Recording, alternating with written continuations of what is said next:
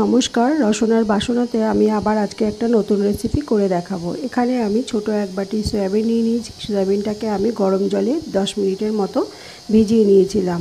নিয়ে এর থেকে আমি সমস্ত জল চিপে চিপে বার করে নিয়ে একটা মিক্সির বাটির মধ্যে আমি নিয়ে নিচ্ছি। এখানে চাইলে আপনারা যে কোনো ধরনেরই সয়াবিন ব্যবহার করতে পারেন। সমস্তটাই এভাবে আমি চিপে চিপে জল বার করে নেব, এতে যেন জল না থাকে।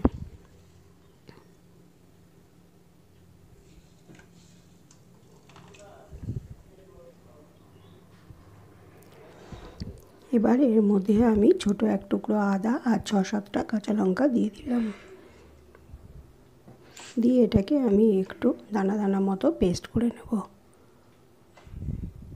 এবার আমি এটাকে একটা বড় বাটির মধ্যে ঢেলে নিচ্ছি। এবার এর মধ্যে আমি চায়ের চামচের 4 চামচ বেসন দিয়ে দিচ্ছি। এখানে আপনারা বেসনের বদলে কর্নফ্লাওয়ারও দিতে পারেন। স্বাদ মতো নুন দিচ্ছি, 1 চামচ হলুদ গুঁড়ো, 1 চামচ লঙ্কা গুঁড়ো, 1 চামচ জিরে গুঁড়ো, 1 চামচ গোলমরিচ গুঁড়ো, হাফ চামচ গরম মশলার গুঁড়ো আর স্বাদ মতো চিনি। এখানে চিনিটা চাইলে আপনারা নাও দিতে পারেন। এবার ভালো করে চটকিয়ে মেখে নেব। এখানে আমি কোনো রকমের জল দেব না, টাইট করে মেখে নেব।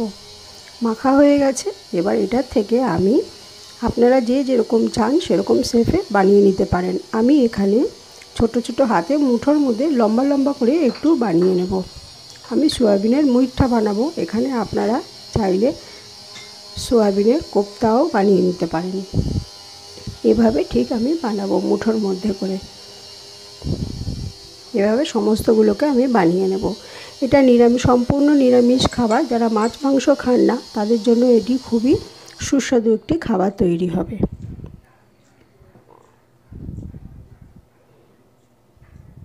এভাবেই আমি সমস্তটা বানিয়ে নেব। এবার একটা ছোট আদার টুকরো আর একটা মিডিয়াম সাইজের টমেটোকে আমি পেস্ট করে নিলাম। গ্যাসের উপর আমি কড়াই বসিয়ে দিয়েছি। কড়াইয়ের মধ্যে আমি এখন সাদা তেল দিয়ে দেব। সাদা তেলে আমি এটাকে ডিপ ফ্রাই করব। তেলটা গরম হয়ে গেলে পর এগুলো আমি বানিয়ে রেখেছি সব একে একে ছেড়ে দেব। এগুলো সব আমি এইটা ডিপ ফ্রাই করে নেব। চাইলে আপনারা শ্যালো ফ্রাইও করে নিতে পারেন।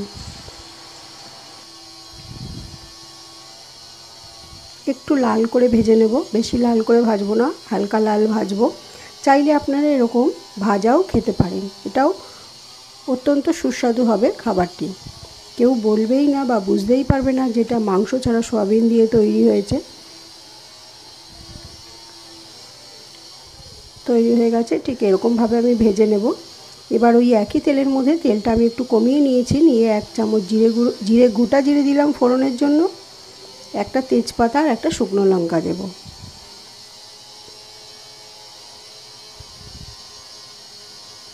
দিয়ে দিলাম। এবার আগে থেকে যে পেস্ট করে রেখেছিলাম টমেটো আর আদাটা, সেটা দিয়ে ভালোভাবে মশলাটাকে আমি কষিয়ে নিচ্ছি। এবার সব এর মধ্যে একে একে গুঁড়ো মশলাগুলো দিয়ে দেবো। স্বাদ মতো নুন দিলাম, 1 চামচ হলুদ গুঁড়ো,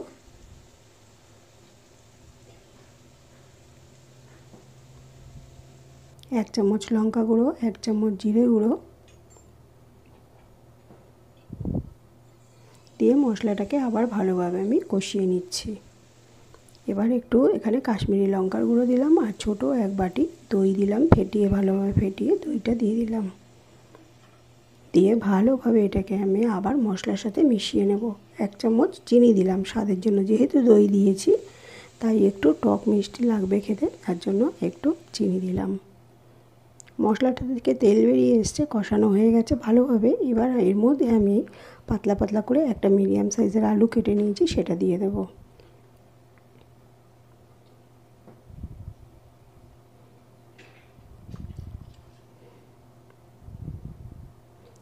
দিয়ে দিচ্ছি আলুগুলোকে।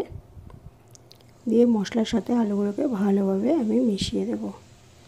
দিয়ে এবার এর মধ্যে জল দেব। মিক্সির বাটি ধোয়া জলটা আমি দিয়ে দিলাম। দিয়ে ভালো করে আবার নাড়িয়ে দেবো। দিয়ে ঢাকা দিয়ে রাখবো 5 মিনিটের জন্য। এভাবে একবার আপনারা বাড়িতে বানিয়ে দেখবেন কেমন হয়েছে। যদি ভালো লাগে আমার রান্নাটি তাহলে আমাকে একটা কমেন্ট করে জানাবেন। আর আপনারাও নিজেরা রান্না করে দেখবেন কেমন হয়েছে, খেয়ে আমাকে জানাবেন। আর একটা লাইক এবং সাবস্ক্রাইব করে দেবেন। সাবস্ক্রাইব করে দিলে আমার ভালো লাগবে এবং আমি আমার এই ছোট্ট চ্যানেলটিকে এগিয়ে নিয়ে যেতে পারবো সামনের দিকে। ঢাকা খুলে দিলাম, দিয়ে দেখবো আলুগুলো সেদ্ধ হয়ে গেছে কিনা।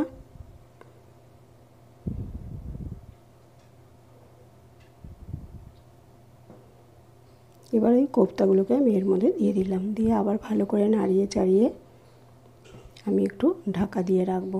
উপর দিয়ে গরম মশলার গুঁড়ো দিয়ে দিলাম,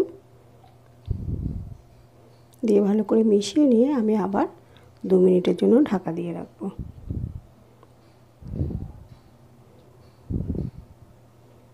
তৈরি হয়ে গেছে মোটামুটি আমার রান্নাটা। আমি এরকমই গ্রেভি রাখবো। এর উপর থেকে একটু কসুরি মেথি ছড়িয়ে দিলাম।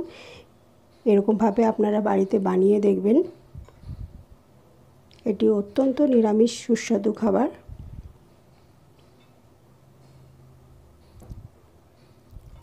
তৈরি হয়ে গেছে, এবার আমি পরিবেশন করে দেবো। আজকে মতন আমার রেসিপিটি কমপ্লিট হয়ে গেছে। এবার আবার নতুন কোনো রেসিপি নিয়ে আপনাদের সাথে আমার দেখা হবে। সবাই খুব ভালো থাকবেন।